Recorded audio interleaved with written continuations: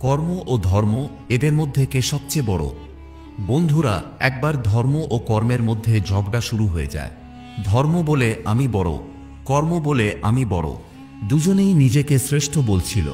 যখন তাদের মধ্যে বিতর্ক অনেক বেশি বেড়ে গেল, তখন তারা সঠিক সিদ্ধান্ত পাওয়ার জন্য দেবরাজ ইন্দ্রের কাছে পৌঁছে যায়। তাদের দুইজনকে দেখে দেবরাজ ইন্দ্র জিজ্ঞাসা করলেন, হে ধর্ম আর কর্ম, কি উদ্দেশ্যে আপনাদের এখানে আগমন? তখন তারা দুজনে নিজেদের সমস্যা দেবরাজ ইন্দ্রকে জানিয়ে বলেন, হে দেবরাজ ইন্দ্র, আমাদের দুইজনের বিবাদ হয়ে গেছে। আমাদের দুইজনের মধ্যে কে সব থেকে বড়? এমন প্রশ্ন শুনে দেবরাজ ইন্দ্র খুবই চিন্তায় পড়ে গেলেন।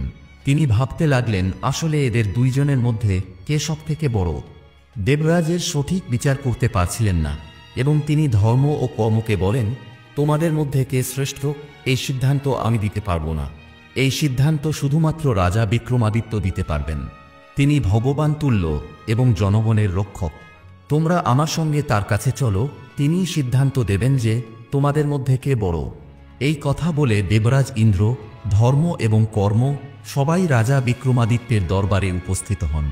যখন রাজা বিক্রমাদিত্য দেবরাজ ইন্দ্র ও ধর্ম এবং কর্মকে তার দরবারে দেখেন, তখন তিনি সবাইকে প্রণাম করে বলেন, হে দেবগণ, আমি আপনাদের কি সেবা করতে পারি এবং আপনারা এখানে কেন এসেছেন?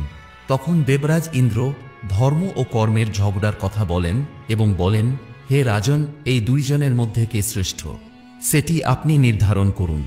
রাজা বিক্রমাদিত্য বলেন, হে দেবগণ, যথাযথ সিদ্ধান্তের জন্য আপনাদের আমার সঙ্গে এক জঙ্গলে যেতে হবে। শুধুমাত্র সেখানে গিয়েই বোঝা যাবে ধর্ম ও কর্ম এদের মধ্যে কে বেশি শ্রেষ্ঠ।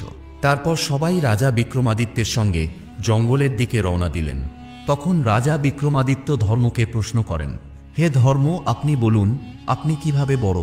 ধর্ম বলেন, হে রাজন, যদি আমি আমার প্রভাব সরিয়ে নিই তাহলে পৃথিবীতে অত্যাচার বেড়ে যাবে, তাই আমি বড়। এই একই প্রশ্ন রাজা বিক্রমাদিত্য কর্মকে করেন, হে কর্ম, আপনি বলুন, আপনি কিভাবে বড়? কর্ম বলেন, হে রাজন, যদি আমি আমার প্রভাব সরিয়ে নিই তাহলে এই সংসার চলবেই না। এই উত্তর শুনে রাজা কিছুক্ষণ চিন্তায় পড়ে যান। ঠিক তখনই রাজা বিক্রমাদিত্য একজন মানুষকে আসতে দেখেন।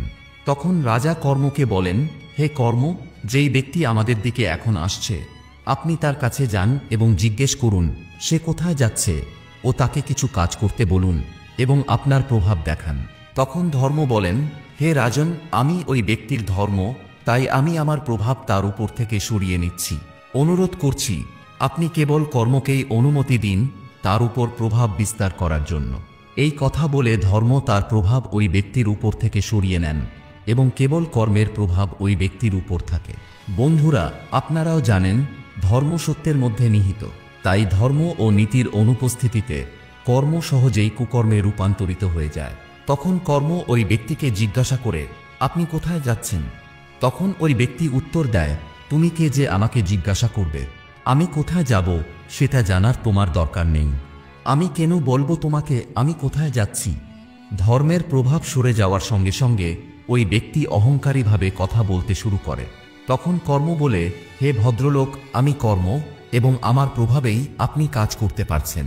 আপনি আমার কথা শুনুন, আপনি আপনার গুরুদেবের কাছে যান এবং ভালো চিন্তা নিয়ে বরদান চান। বরদান চান শব্দটি শুনে সেই ব্যক্তির মধ্যে স্বার্থ জেগে ওঠে এবং সে কর্মের কথায় খুশি হয়ে যায়। বন্ধুরা, সেই ব্যক্তির জ্ঞান ধীরে ধীরে ক্ষয় হতে শুরু করে। এরপরে যখন সে তার গুরুদেবের কাছে পৌঁছায় তখন গুরুদেব তপস্যায় লিপ্ত ছিলেন। তখন সেই ব্যক্তি তার গুরুকে জাগাতে চাইলেন, কিন্তু গুরুদেব গভীর তপস্যায় থাকায় লোকটির কোনো কথা গুরুদেবের কানে পৌঁছালো না। গুরুদেবকে জাগ্রত না দেখে ওই ব্যক্তির তখন গুরুর উপর প্রচণ্ড রাগ হয়। ওদিকে ধর্মদেব তার দিব্যদৃষ্টি দিয়ে সবকিছু দেখছিলেন। তখন ধর্ম তার প্রভাব সেই গুরুদেবের থেকেও সরিয়ে নেন। গুরুদেবেরও ধর্মবোধ শেষ হয়ে যায়। ওদিকে সেই ব্যক্তির মনে প্রচণ্ড ক্রোধ জন্মায়। সে বলে, আমি এত দূর থেকে গুরুদেবের কাছে এসেছি আর উনি তপস্যায় বসে আছেন, এটা তো শিষ্যের গুরুর দ্বারা চরম অপমান। এই ভাবনায় সে গুরুকে একটি লাঠি দিয়ে মারতে শুরু করে। ওদিকে ধর্ম এইসব দেখে হাসছিলেন। যখন গুরুদেব ব্যথার ফলে তপস্যা ভেঙে উঠে দাঁড়ান, তখন ধর্মের প্রভাব গুরুর মধ্যেও না থাকায় উভয়ের কর্মই অত্যাচার ও কুকর্মে পরিণত হয়ে যায়। বন্ধুরা, যদি ধর্ম না থাকে তাহলে কর্ম থাকবে ঠিকই, কিন্তু তা হবে ভুল এবং খারাপ কর্ম। তখন গুরুদেব রাগের বশে তার শিষ্যকে অভিশাপ দেন, তোমার এই আচরণ খুবই নিকৃষ্ট এবং কুকর্মপূর্ণ, তাই আমি তোমাকে অভিশাপ দিচ্ছি, তুমি এই মুহূর্তে গাধা হয়ে যাও। তখন সেই ব্যক্তি গাধায় রূপান্তরিত হয়ে যায়।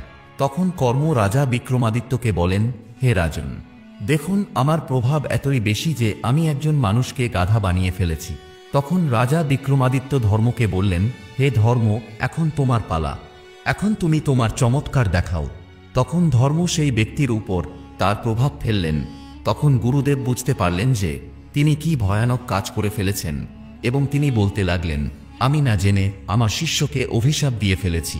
বন্ধুরা, যখন ধর্ম সেই গাধা হয়ে যাওয়া ব্যক্তির উপর তার প্রভাব দিলেন, তখন সেই ব্যক্তি তার বাড়ির দিকে দৌড়ে যেতে লাগল।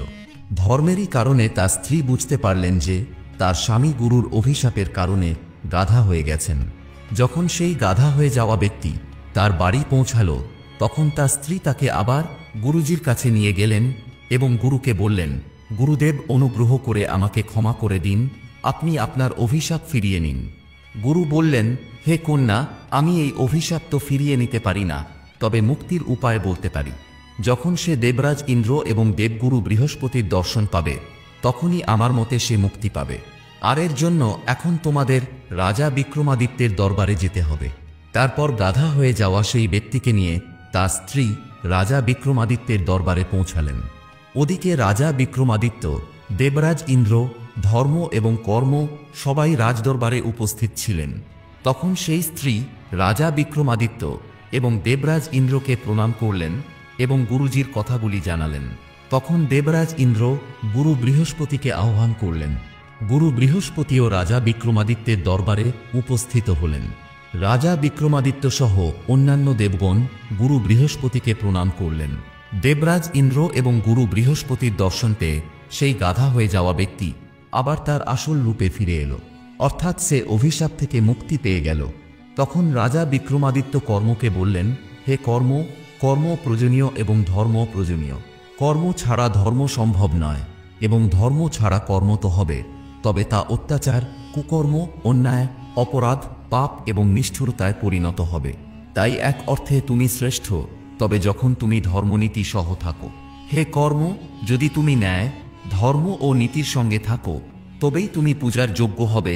অন্যথায় যদি তুমি অত্যাচার, পাপ ও কুকর্মের সঙ্গে থাকো, তবে তুমি সর্বদাই নিন্দনীয় থাকবে। তাই হে কর্ম, আমি তোমার থেকে অধিক শ্রেষ্ঠ, ধর্মকে মানি, কারণ কর্ম না থাকলেও ধর্ম শান্ত থাকতে পারে, কিন্তু তা কখনো অন্যায়, নিষ্ঠুর ও পাপী হতে পারে না।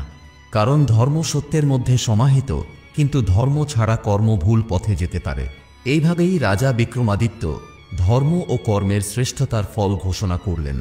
বন্ধুরা, ধর্ম কি তা আপনাদের জানতে হবে, কারণ ধর্মের নামে অনেক জায়গায় পাখণ্ড ছড়ানো হচ্ছে। ধর্মকে জাতপাত, উঁচু নিচু এইসব বিভেদে ভাগ করে দেওয়া হচ্ছে। ধর্ম সেটা নয় যার প্রতিটি ভাবনায় ঘৃণা ছড়ানো, বরং ধর্মের অর্থ সেই ধারণা যা ধারণ করার যোগ্য, অর্থাৎ যেটি সবাইকে গ্রহণ করতে হবে। এটাই মানব ধর্ম।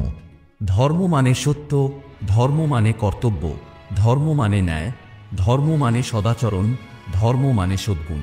আর যার মধ্যে এই সব নেই, সে ধর্মই নয়।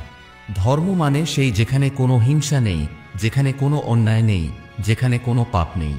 ভগবান শ্রীকৃষ্ণ শ্রীমদ্ভগবদ্গীতায় বলেছেন, যখন যখন ধর্মের হানি হবে, তখন তখন আমি ধর্মের রক্ষার্থে পৃথিবীতে অবতার গ্রহণ করব এবং অধর্মের নাশ করব। যে ধর্মের রক্ষার জন্য ভগবান অবতার নেন, সেই ধর্ম কখনো ভুল হতে পারে না। ধর্মের অর্থকে ভুলভাবে ব্যাখ্যা করেই ভুল ধারণার সৃষ্টি হয়েছে। যে ধর্মের রক্ষা করে, ধর্ম তার রক্ষা করে। যে ধর্মের নাশ করে, ধর্ম তার নাশ করে দেয়। বন্ধুরা, আশা করি এই গল্পের মাধ্যমে আপনারা অনেক কিছু শিখেছেন। তাই অনুগ্রহ করে এই ভিডিওটিকে একটি লাইক দিন, চ্যানেলটি সাবস্ক্রাইব করুন এবং ভিডিওটি শেয়ার করার সময় কমেন্টে লিখে দিন, জয় শ্রী রাধে কৃষ্ণ।